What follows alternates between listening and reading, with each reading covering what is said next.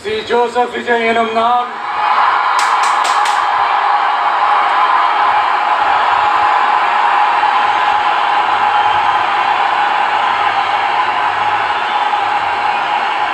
சட்டப்படி அமைக்கப்பெற்ற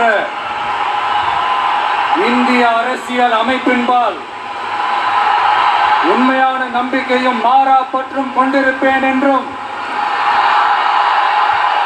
இந்திய நாட்டின் ஒப்பில்லாத முழு முதல் ஆட்சியையும் உரிமையையும் நிலை நிறுத்துவேன் என்றும் தமிழ்நாட்டு அரசின் முதலமைச்சராக உண்மையாகவும் உளச்சான்றின்படியும் என் கடமைகளை நிறைவேற்றுவேன் என்றும்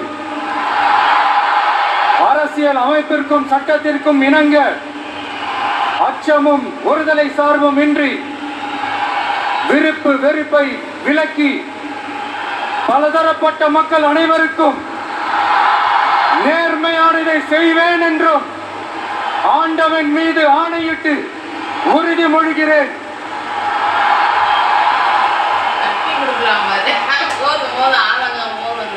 இல்ல நான் வரேன்